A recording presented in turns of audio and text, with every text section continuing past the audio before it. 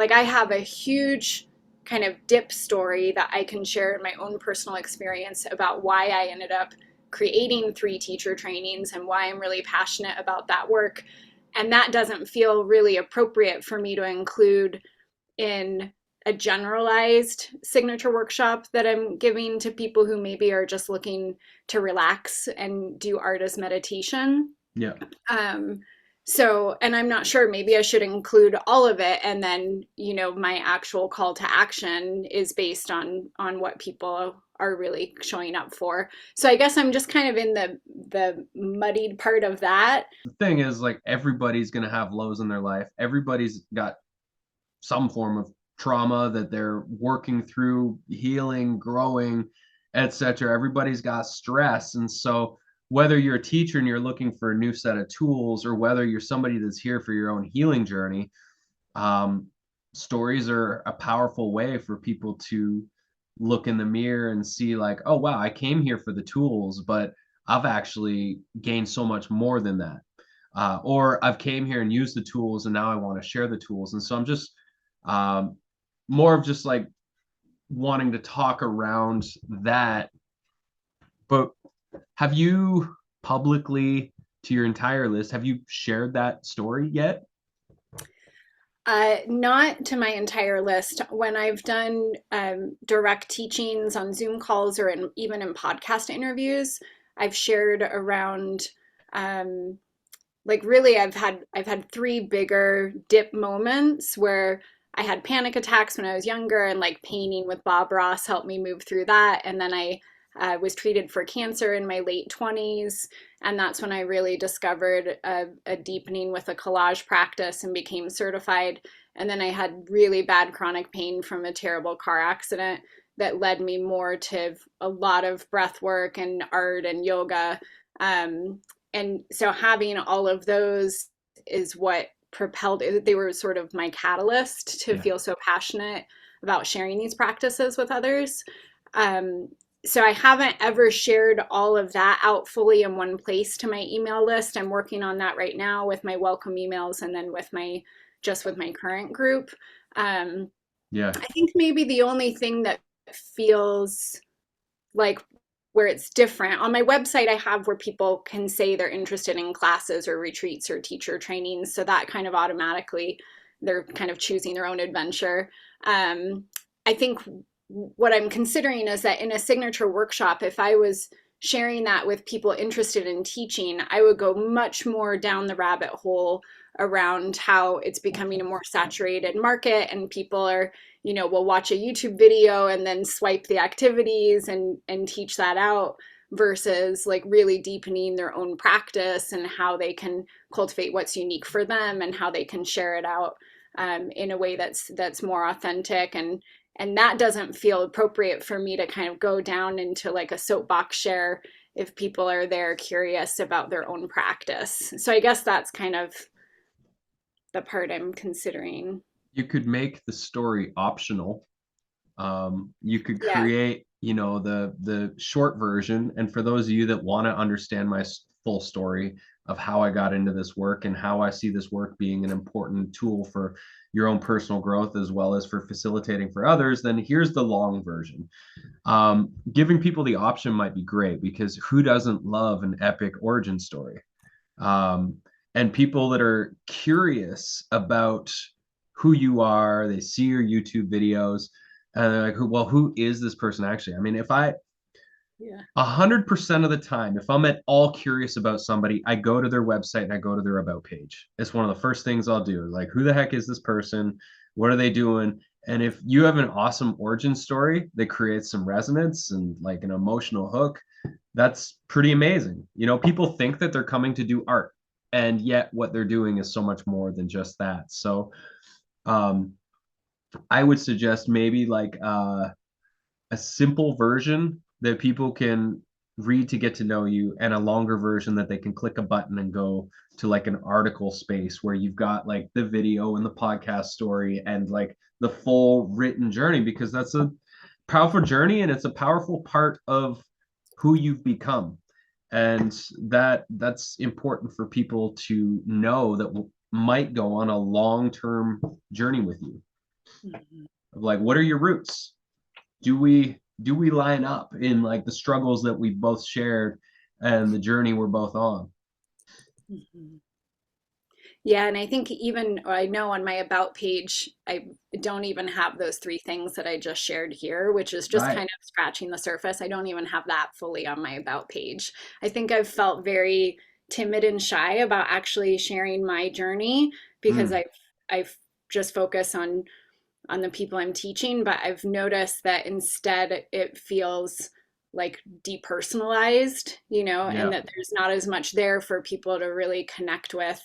Um, yeah, so that's helpful. Personal stories are so powerful uh, as teaching tools, but also connection tools. Like a few months ago, I shared a story about like falling off a log when I was doing breath work, and it's a personal story. It's a stupid thing I did, and I got pretty injured from it.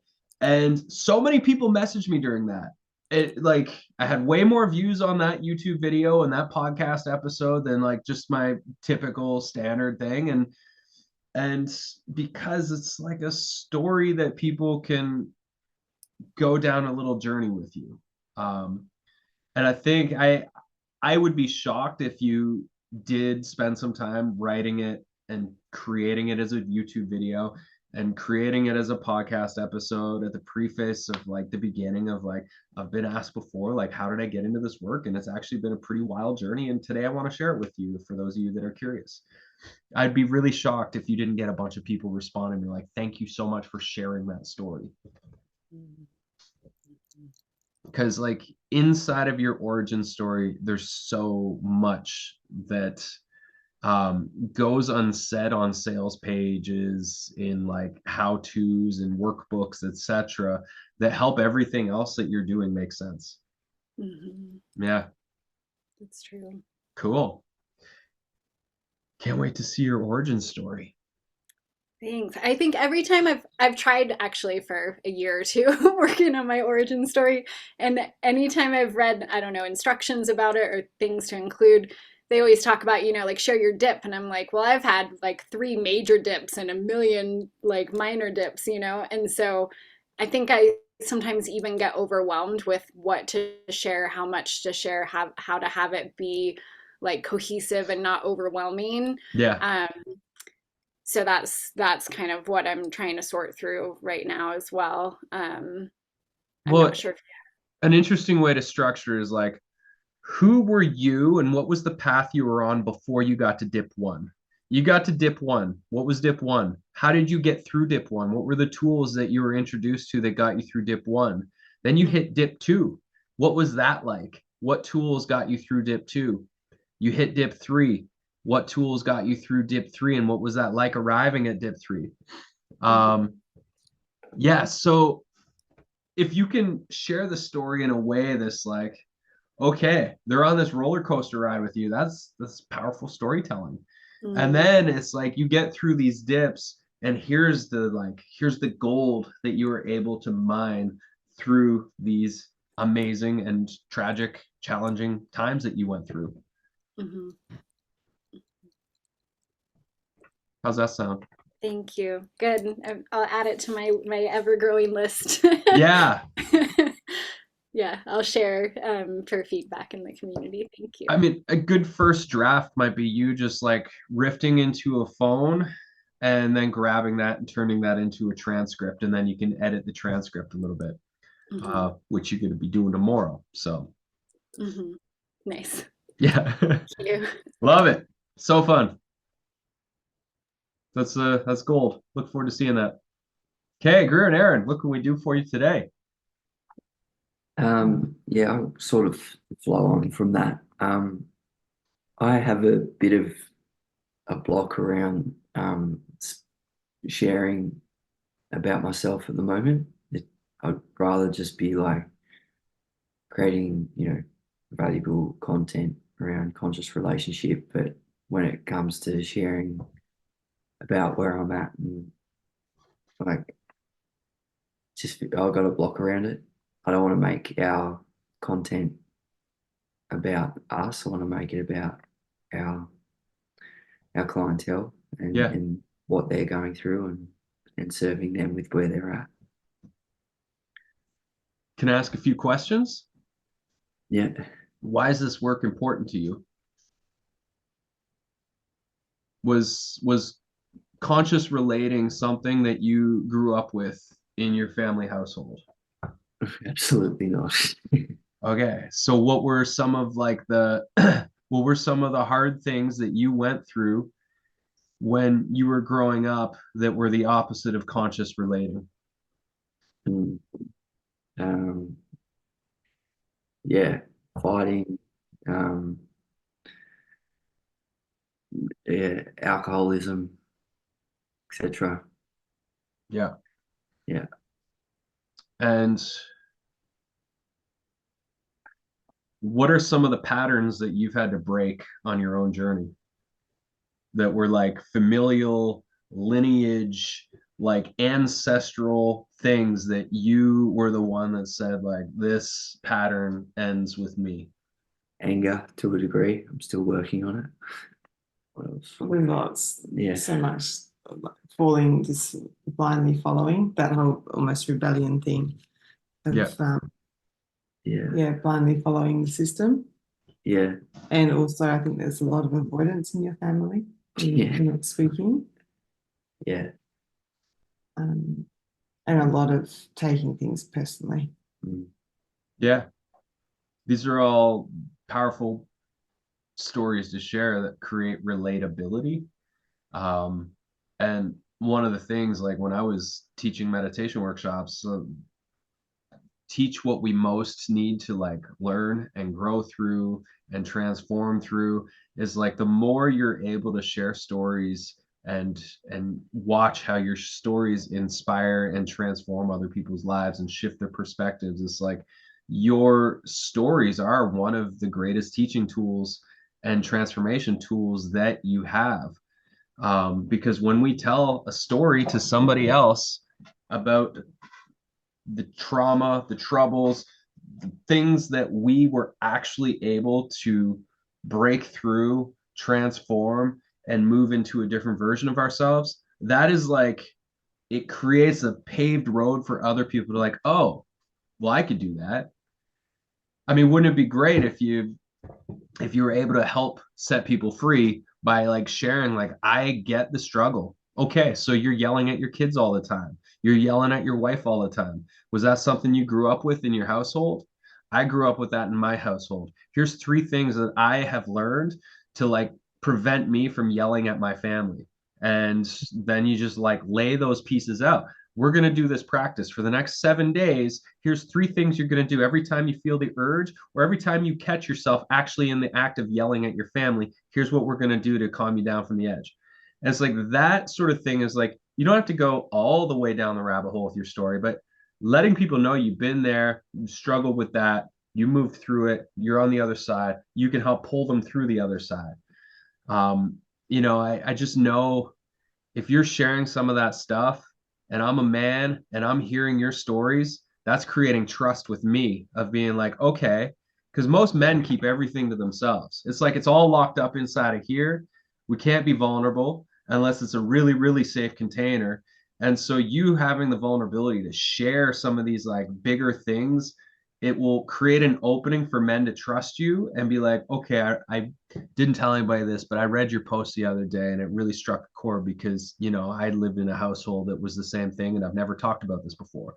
You're probably going to find that most men have rarely talked about the things that they're struggling with because that's just the nature of the beast of being a man, and how we've been groomed to live is like, we got to be strong. We got to like just keep pushing through. So you getting to share some of those stories is such a powerful gift. And finding the medium. Do you like to write and type on a keyboard when you're telling your stories? Is it helpful, like, to set a 30-minute window where Greer can interview you and ask you questions and have a specific topic that you want to, and you just respond? And then you can edit those into a written story or a podcast episode or something like that. Like, everybody's going to have their own way. I find it's like very easy to be interviewed and just like let things flow through. Um, or is it like go for a walk with your phone and just start doing an oral storytelling to your phone, and then you can do whatever you want with that audio. You can turn it into the article version, etc. But culturally, we're groomed to like, don't talk about yourself. It's rude to talk about yourself all the time. It's like, stop being so conceited. You're not that important. All these like stories that we're told culturally. It's like, actually, your stories are really important. They're an important part of your brand. They're an important part of creating trust. And so getting comfortable inside of that discomfort of like, yeah, you might feel yourself freezing up the first 10 times you go through this process, whichever one of those that you enjoy, but it will get lubricated in time, and it will just be like you'll find your natural way of telling those stories. And maybe you need to create like an experience, a theme where it's like you go out in your backyard and you light a little fire, and your storytelling content is you sitting in front of a fire telling a story, because that's what feels most natural to you. Like, what are the ways that you can do this that feel most natural? And telling a story with no purpose to the story, no lesson to the story, no theme, is like, that's not the type of story you're going to tell. You want to tell stories that have meaning and purpose and a life lesson that people can walk away with and apply immediately. Like with Magic Kids, and what we're doing is like every story is there to teach these like life inspiring values to children through the journey that they're going on in the story. And so with you, it's like, I'm sure you have a whole bunch of tools that you could teach by sharing your own stories. How's that land? Yeah, great idea. What's the first story you need to tell that you have thought about before, but you've never done it, that you think could be relatable to the people you're trying to work with?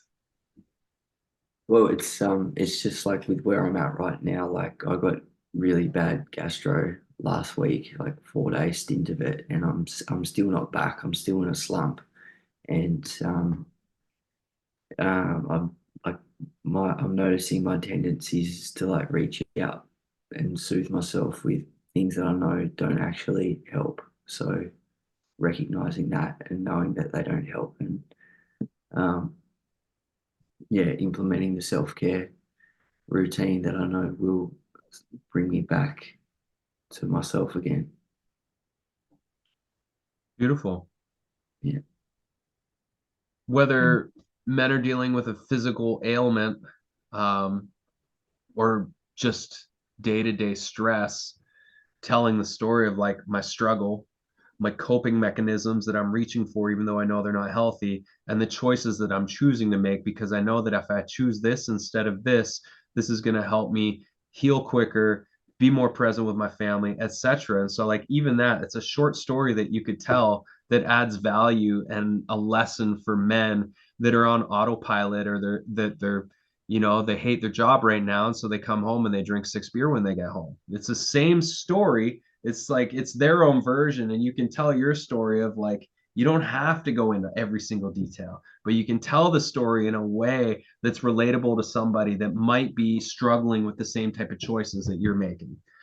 And what you'll find, what I've found, is when you write those stories, it just solidifies it for you about the choices you're making. Because now if you write that story, you publish it, and people are reaching out to you and saying thank you, or not, you've wrote that. You're solidifying a belief in the world that's now being witnessed by others. And if you go reach for the coping mechanism after telling that story and after sharing that, it's really hard to make those choices, because you already like put your stake in the ground, and you can feel where you're out of integrity because you just published this other thing and now you're doing the opposite. And that feels really shitty when you do that. So it just like, it solidifies it for you, the choices that you're making and the lessons that you're learning through the experience you're having. Yeah. So cool. Not that you're struggling, but it's cool that you have this opportunity to like dig into the grit and find a way to turn your grit into gold for somebody else. Thanks, Bradley. Sure, we all got a story to tell this week.